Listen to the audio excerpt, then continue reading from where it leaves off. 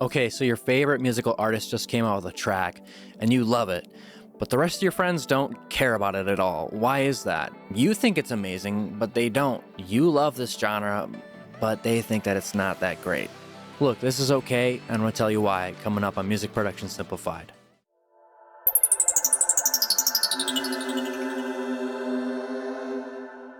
Welcome to Music Production Simplified. I'm Jesse Hafmeister, and I'm here to help you create a more productive workflow by optimizing your brain, because when you think right, you act right.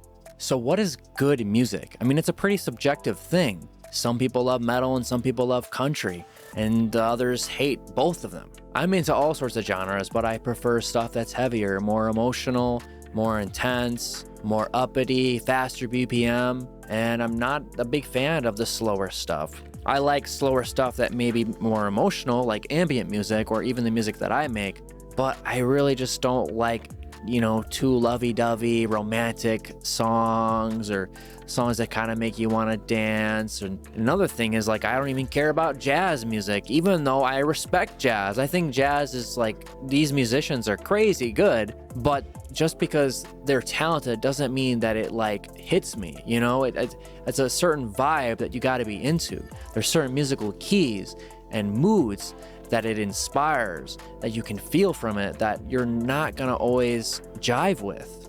And look, this is all okay. It's okay that you like hip hop and your friend doesn't.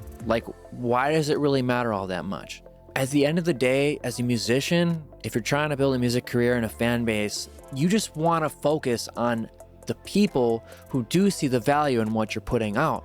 So again, if you're a hip hop artist, you need to appeal to hip hop fans. Those are the people who are most likely to listen to your music, right? So you don't want to market your music to metalheads or people who are into blues music. You're probably not going to want to market to people who are the elderly. Now, teenagers, they're big into hip hop. I mean, hip hop is the biggest thing right now for the last 3 decades or more, maybe.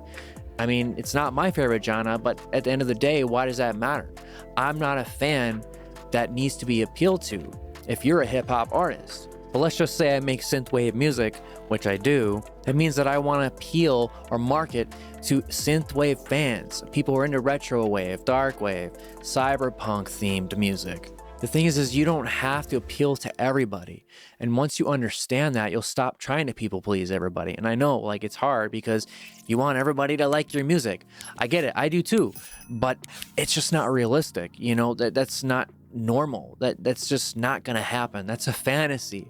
And we're trying to make a fantasy become a reality, but it's a waste of your time. And really, when you're marketing, it's a waste of money too. If you're doing all these Facebook ads, you don't want to be spending all this money on people that maybe might like your music. You want to spend your money on people who are already into that genre of music that you are also making. So guys, at the end of the day, just stay true to you. I get it. I know that sometimes some genres aren't going to be as popular as others. I mean, you're going to find that some people, may not get as big of a fan base because they're in a more niche genre, but it's all right.